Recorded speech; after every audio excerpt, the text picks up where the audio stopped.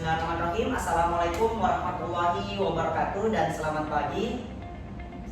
Aduh, kayaknya ini kurang semangat ini. Kita ulang ya. Bismillahirrahmanirrahim. Assalamualaikum warahmatullahi wabarakatuh dan selamat pagi Bapak dan Ibu.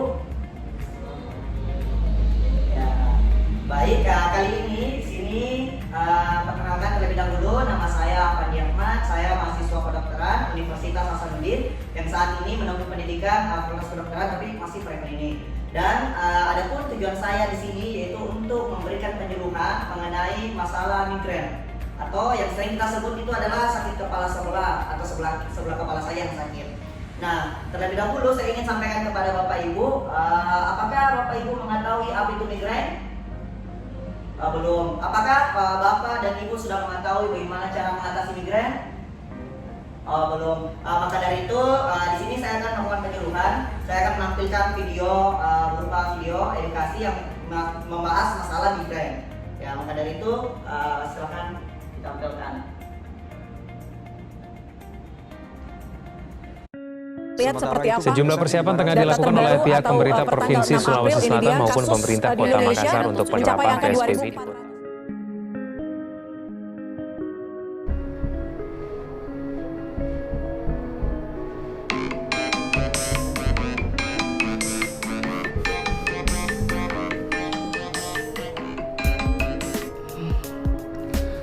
Halo.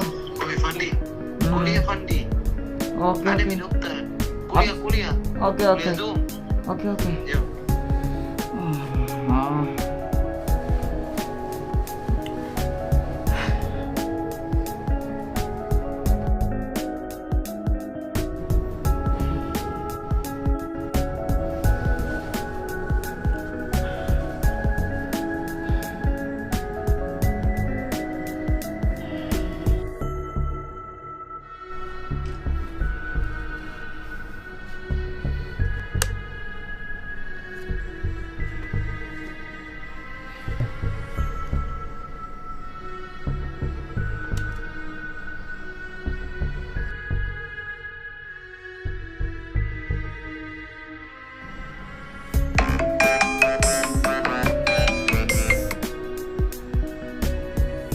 Halo.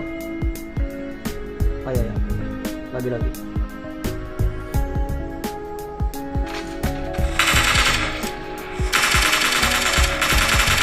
Cover me.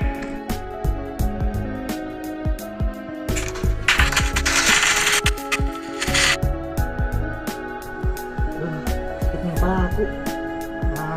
Tapi sebelah lagi. Maafin ya, Dik. Sakit kepala sebelah. Gimana caranya? Cara mengobati sakit kepala sebelah. Caranya dengan tusukan jarum ke jari taom nanti ya hilang begitu sakit. Oh, tusukan jarum ke jari.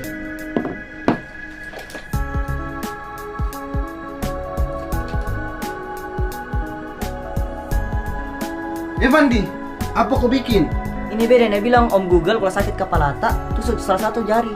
Bukan begitu, Fandi. Begini ya, Fandi. Sampai saat ini, pemerintah masih menganjurkan masyarakat untuk lebih banyak melakukan aktivitas di dalam rumah. Anjuran tersebut diberlakukan untuk menerapkan protokol pencegahan penularan virus corona atau COVID-19. Di tengah semakin banyaknya aktivitas masyarakat di dalam rumah, semakin meningkat pula intensitas penggunaan perangkat gadget seperti telepon, TV, komputer, laptop, dan sebagainya. Oleh karena itu, seseorang yang lebih banyak melakukan aktivitas di depan komputer ataupun handphone kerap kali mengeluh sakit kepala. Permasalahan sakit kepala bukanlah suatu hal yang baru. Hampir semua orang pernah mengalami sakit kepala pada sebelah sisi kepala saja, atau yang kerap kali disebut dengan migrain. Migrain adalah nyeri kepala dengan intensitas sedang hingga berat, yang terasa berdenyut yang biasanya menyerang hanya sebelah sisi kepala saja. Gejala ini biasanya berlangsung 4 hingga 72 jam, dan biasanya diperberat dengan adanya aktivitas. Pada umumnya, migrain lebih banyak dialami oleh wanita dibandingkan oleh pria. Berdasarkan penelitian dari WHO, setengah hingga 3/4 populasi orang dewasa berusia 18 hingga 65 tahun di dunia pernah mengalami sakit kepala dan 30% diantaranya adalah sakit kepala migrain. Adapun klasifikasi dari migrain, yang pertama itu migrain tanpa aura, yaitu sakit kepala yang terjadi tanpa adanya tanda-tanda dan gejala, tetapi serangan telah terjadi sebanyak 5 kali. Kemudian yang kedua itu ada migrain dengan aura, biasa juga disebut dengan migrain klasik, sakit kepala yang terjadi sebelum terjadinya migrain. Ini umumnya berupa masalah penglihatan seperti kilatan cahaya pada mata, kekakuan pada leher, dan kram pada anggota tubuh. Jenis ini terjadi sekitar sepertiga dari pengidap migrain. Adapun penyebab dari migrain antara lain faktor hormon, anak-anak dengan berat badan yang berlebih, faktor gen atau faktor keturunan, konsumsi makanan dan minuman tertentu seperti kafein, keju, coklat, penyedap bumbu masakan seperti MSG, dan alkohol juga dapat memicu terjadinya migrain. Kemudian, faktor lain yang memicu terjadinya migrain yaitu stres dan kelelahan dapat memicu terjadinya migrain atau sakit kepala sebelah. Adapun beberapa gejala yang mungkin dirasakan seseorang yang mengalami migrain yaitu salah satunya nyeri berdenyut seperti dipukul atau bahkan ditarik-tarik. Dan tidak jarang juga disertai dengan lemas, mual, dan muntah. Dan begitu banyak juga kasus yang terjadi pada orang dewasa, yaitu mengalami gangguan penglihatan serta sensitif terhadap cahaya atau bahkan juga bunyi. Sehingga beberapa orang yang mengalami nyeri kepala atau sakit kepala sebelah, migrain atau sering kita sebut migrain, lebih cenderung nyaman di tempat yang gelap, senyap, dan nyaman. Mungkin banyak dari kalian mengetahui bahwa obat merupakan salah satu yang dapat menyembuhkan dari penyakit migrain. Nah, tapi tahukah kalian bukan hanya obat yang bisa membantu untuk penyembuhan migrain.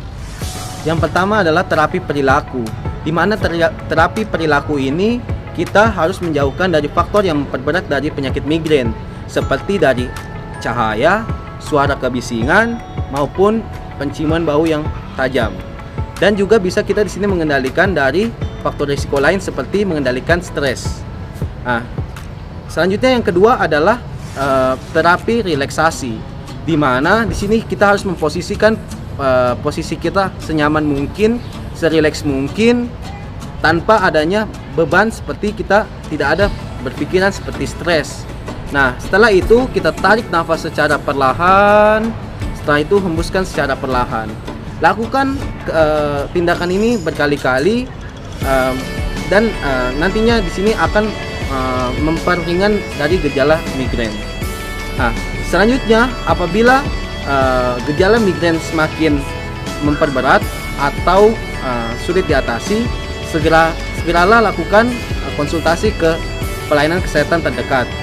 Tapi ingat, sebelum kita datang ke pelayanan kesehatan, kita terapkan protokol kesehatan yang baik dengan cara 3M, yaitu mencuci tangan, menggunakan masker, dan menjaga jarak.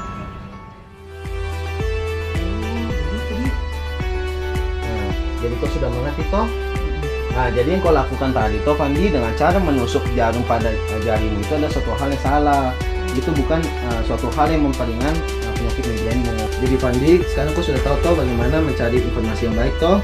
Nah, pastikan kalau kau mencari informasi itu yang valid dan akurat serta sumbernya itu terpercaya.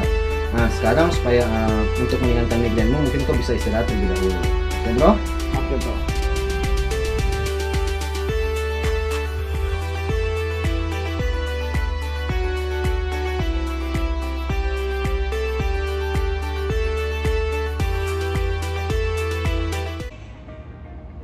Itulah tadi tentang masalah topik tentang migrain. Nah, maka dari video itu mungkin Bapak Ibu sudah mengetahui apakah itu migrain, apakah faktor resiko migrain, bagaimana gejala-gejala migrain, dan bagaimana cara kita mengatasi migrain.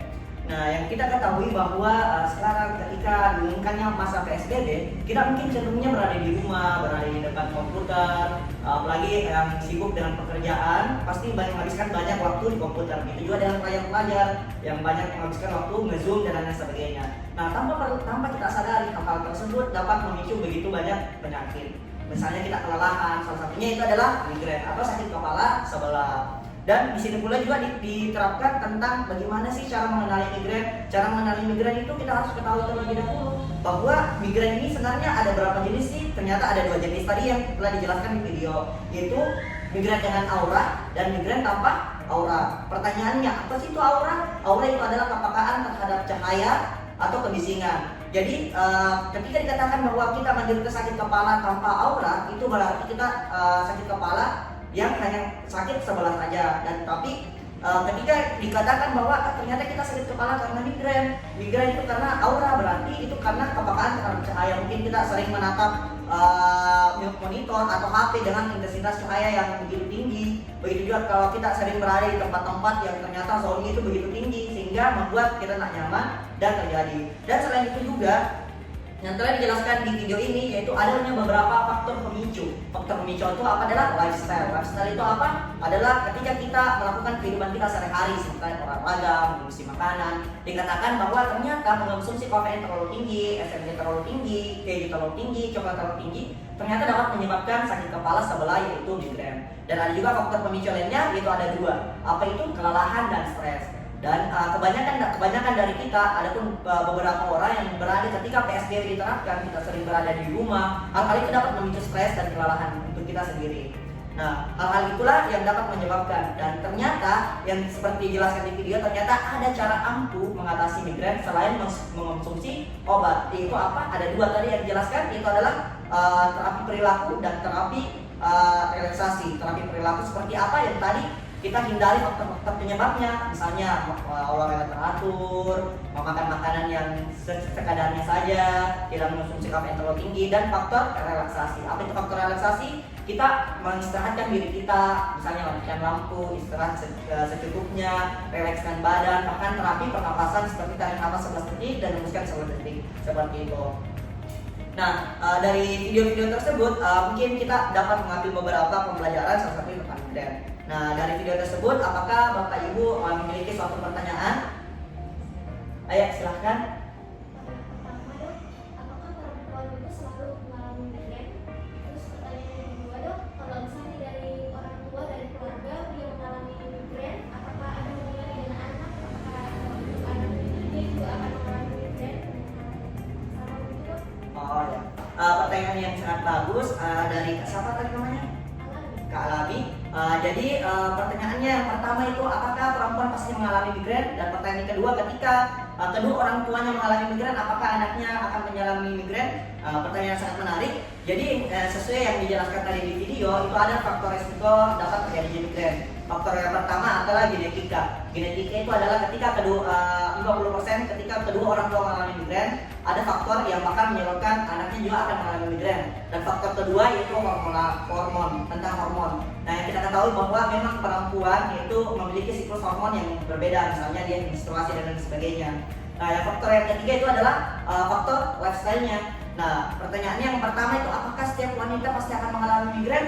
Pertanyaannya yaitu jawabannya yaitu tidak semestinya, tidak selamanya perempuan mengalami migren. Meskipun yang kita ketahui bahwa epidemiologinya itu ada 80% wanita akan mengalami migren, tapi itu selama bisa mengontrol diri, mengontrol perilaku, mengontrol lifestyle yang baik, itu akan menghindari penyakit. Salah satunya itu adalah migren. Yang kedua, ketika kedua orang tua migren anak-anaknya pasti akan migren, itu tergantung dari pola hidupnya kembali. Apakah ketika anak bisa menjaga penyebabnya atau faktor penyebabnya, maka anak itu akan lebih terhindar dari penyakit migren meskipun kedua orang tuanya terkena migren. Gitu juga tadi di awal dari video ini, yaitu ada seseorang yang sakit kepala dan menusukkan jari di jarumnya. Itu adalah suatu mitos atau suatu hoax yang saat ini beredar di media sosial, misalnya di WhatsApp, internet, dan lain sebagainya. Seperti itu. Apakah masih ada pertanyaan lagi? Tidak ada. Baik, sebagai kesimpulannya, di sini kesimpulan dari apa yang telah saya sampaikan, yaitu hal yang paling pertama yang harus kita jaga yaitu adalah kesehatan. Bagaimana caranya? Yang pertama, jaga menghindari faktor penyebab dan menjaga lifestyle hidupnya kita. Kita harus lebih cenderung berpikiran positif, berolahraga, makan makanan yang sehat, dan yang bergizi untuk kita selama PSBB atau masa karantina saat ini. Apalagi saat ini kan kita ketahui bahwa kita menghabiskan waktu cenderung dalam rumah. maka kita harus lebih sering menterapi diri kita, melakukan relaksasi dalam diri kita, mengonsumsi makanan yang sehat.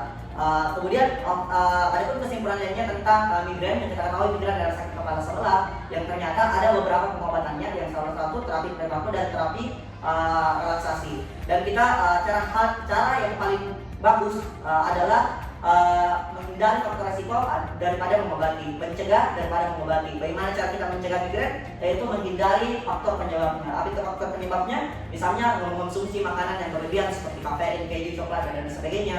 Kemudian tidak berolahraga, stres, berada di monitor yang melebihi kapasitas kita. Seharusnya kita berada di depan monitor itu sesuai dengan keadaan di mana kita duduk tegak lurus, layar dengan mata kita itu 30 cm, seperti hal-hal demikian. Maka dari itu, sekiranya saya cukup dalam menyampaikan keseluruhan, lebih dan kurangnya mohon dimaafkan. Wassalamualaikum warahmatullahi wabarakatuh. Semoga bermanfaat. Terima kasih kepada ibu dan bapak yang telah